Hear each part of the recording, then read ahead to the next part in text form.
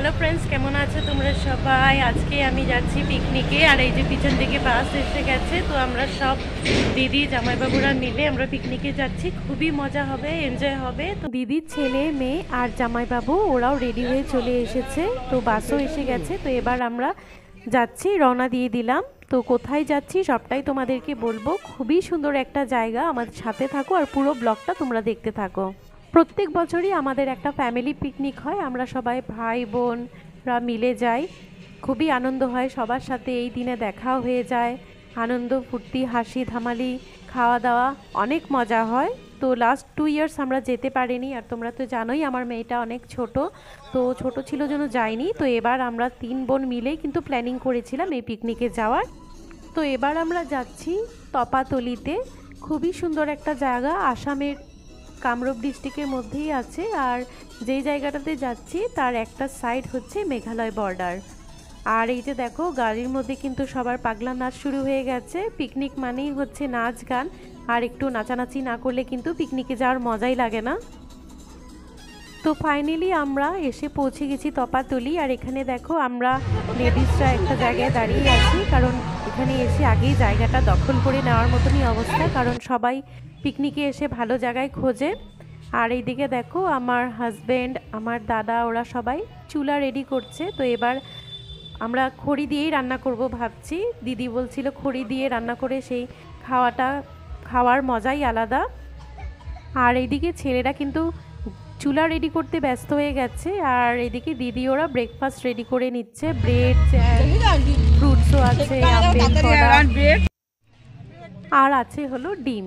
ডিম বলতে একটা মজার কথা তোমাদের সাথে শেয়ার করি। তো আমরা যখন বাসে করে আসছি, আধা রাস্তায় আসার পর আমার দিদির মনে পড়লো, আমার জ্যাঠাতো দিদি, যে ডিমগুলো তো গাড়িতে তোলাই হয়নি।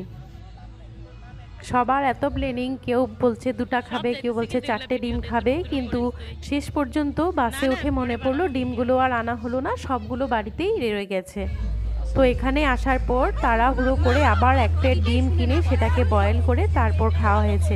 তো যাই হোক, পিকনিকে এসে এরকম একটু উল্টাপাল্টা না হলে মজা লাগে না। পিকনিক এটাকেই বলে, একটু হাসি ধামালি পাগলামি এসব না করলে কিন্তু পিকনিকের মজাই আসে না। আর এই দিকটাতে দেখো আমি আমার মেয়েকে নিয়ে আর দিদির মেয়েকে নিয়ে বসেছি, ওদেরকে ডিমগুলো ছুলে দিচ্ছি। আর এই দিকটাতে দেখো আমার হাজবেন্ড পেঁয়াজ কাটতে ব্যস্ত হয়ে গেছে। আর এদিকটাতে চুলা ধরিয়ে দিয়েছে, ওইদিকে বাচ্চারা আমার দিদি ওরা সবাই ব্রেকফাস্ট করছে, আমিও করে নিয়েছি। আর আমি তো আজকে ক্যামেরাম্যান হয়ে গেছি, তোমরা দেখতেই পাচ্ছ পুরো ব্লগটা রেকর্ড করবো বলে। আর সবজি কাটতে যখন বসবে তো তখন মনে পড়লো যে দা বা চাকু কিছুই আনা হয়নি, কিন্তু লাকিলি আমার দিদি একটা চাকু এনেছিল, তো সেটা দিয়ে ম্যানেজ হয়ে গেছে। আর এদিকটাতে দেখো আমার দিদি আর আমার পিসি ওরা দুজন মিলে বানাচ্ছে পনির বাটার মশালা। তোমরা কিন্তু কেউ স্কিপ করে যেও না, কারণ পিকনিক প্লেসটা অনেক সুন্দর, আরও অনেক কিছুই তোমাদেরকে দেখানো বাকি আছে। তো রান্নাটা চলছে, রান্নাটা শেষ করে তারপর আমি যাব। তো দেখো এদিকে কিন্তু পনিরের তরকারিটাও রান্না হয়ে গেল, তো দিদি সেটা তুলে রাখছে। আর এবার মাটনটা বানানো হবে। আমাদের কিন্তু অনেকগুলোই মেনু আছে। আমরা যখনই আসি পিকনিকে তো মজার কতগুলো ব্যাপার হয়, কারণ আমাদের মেনু কিন্তু অনেক লম্বা হয়ে যায়, কারণ কেউ পনির খেতে চায়, কেউ বলে ডিম খাবে, কেউ মাছ ভালোবাসে, কেউ মাটন ভালোবাসে, কেউ চিকেন ভালোবাসে।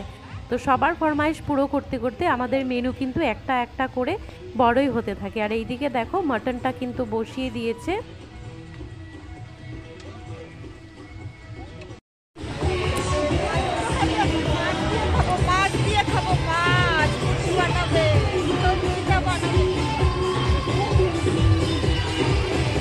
আমার পাশে যে ছিল আমার জ্যাঠাতো দিদি বলছে মাছ আমি রান্না করতে হবে আর দিদি খাবে। আর মাটনটা রান্না হচ্ছে, আর খুন্তিটা এত বড় যে কেউ একা পারে না, তো মাঝে মাঝে আমার হাজব্যান্ড এসে একটু হেল্প করে দিচ্ছে।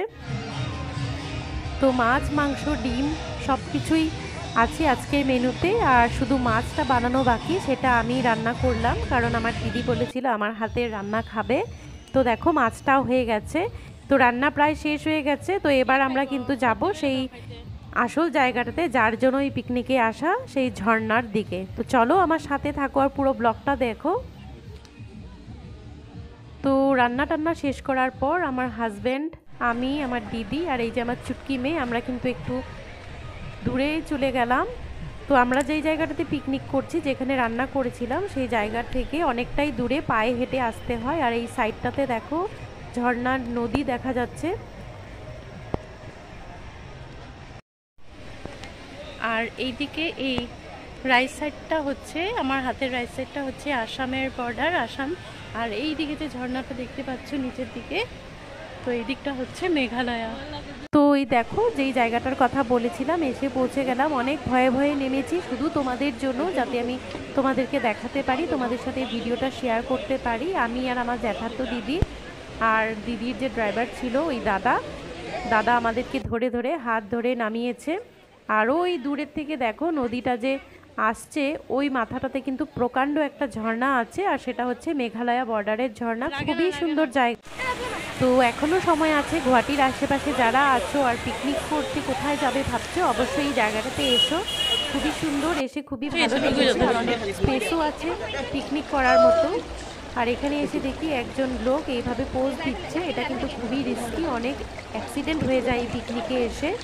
তো যাই হোক, সবাই যে যার যার মতো আনন্দ ফুর্তি করছে। আমরাও এসেছি, কিন্তু আমি কিন্তু এই ঝর্ণার মাঝখানে, এই নদীর মাঝখানে এগুলো পাথরে যাইনি, যতটা পারি একটু সাইডে দাঁড়িয়ে, সাইডের পাথরগুলোতে দাঁড়িয়েই আমি রেকর্ডিং করেছি।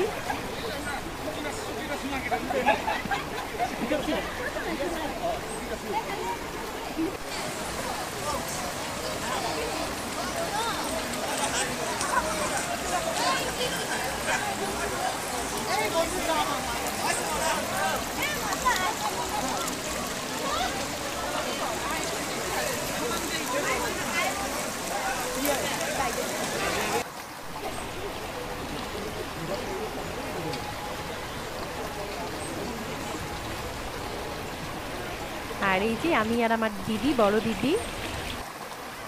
আর দেখো ওই দূরের থেকে যে নদীটা আসছে, ওই দিকটাতে, ওই মাথাটাতে কিন্তু আমরা যাইনি, ওই দিকটাতে আরও জঙ্গল, আরও অনেক ভিতরে হাঁটতে হবে। তো যেহেতু আমার ছোট্ট মেয়ে আছে, তো ওই দিকটাতে গেলে ওয়াটারফলসটা দেখতে পাওয়া যায়, যেই ঝর্ণাটা মেঘালয় বর্ডারের ওখানে আছে বা পাহাড়ের উপর থেকে পড়ছে। তো আমরা এই সাইডটাতেই ছিলাম, আর খুবই ভালো লেগেছে এই জায়গাটাতে এসে। আর দিদির যে ড্রাইভারটার কথা বলেছিলাম, যে দাদা, এই দাদাকে দেখো পুরো নদীটার পাশে যে পাথরগুলো আছে, একদম এক পাক মেরে হেঁটে চলে আসলো। কিভাবে যে পাথরগুলোর উপর দিয়ে গেছে, আমার তো দেখেই ভয় লাগছে। ইচ্ছে করছিল, কিন্তু সাহস করতে আমি পারি নাই। এর লাস্ট ইয়ার আমরা যে জায়গাটাতে গিয়েছিলাম, উকিয়াম, সেটাও খুবই সুন্দর জায়গা। আমি আগের ব্লগটাতে তোমাদের সাথে শেয়ার করেছি, তোমরা একবার দেখে নিতে পারো। আর এই যে দেখো, এই দাদা কিন্তু এখানে জলের মধ্যে এসে লাফালাফি করছে, খুবই আনন্দ করছে এই দাদা। তো এই ঝর্ণা আর নদীতে আসা আমাদের অনেকটাই সময় হয়ে গেছে, এবার ফিরে গেলাম, কারণ গিয়ে খাওয়া দাওয়া করতে হবে। আর অন্ধকার হয়ে গেল, তো এই জায়গাটা কিছুই দেখা যাবে না। তো দেখো এদিকে আমার দিদি, আমার ভাইয়ের বউ সবাই এখানে খাওয়া পরিবেশন করছে। তো খাওয়া দাওয়া ফিনিশ হওয়ার পর এবার কিন্তু আমরা চলে যাব। অনেক লোকই ছিল, তো সবাই আস্তে আস্তে চলে যাচ্ছে খাওয়া দাওয়া শেষ করার পর। আর এই যে সব শেষে একটু এখানে আগুন জ্বালিয়ে আমরা একটু নাচ গান, হাসি থামালি করলাম। তো আজকের ব্লগটা তোমাদের কেমন লাগলো আমাকে অবশ্যই জানাবে। ভালো লাগলে লাইক, কমেন্ট, শেয়ার করে দেবে। আর আমার চ্যানেলে নতুন এসে থাকলে অবশ্যই সাবস্ক্রাইব করে পাশে থাকা বাটনটি প্রেস করে দিও, যাতে আমি নতুন ভিডিও আপলোড করলে তোমরা নোটিফিকেশনটা পেয়ে যাও। আজ তাহলে চলি, টাটা।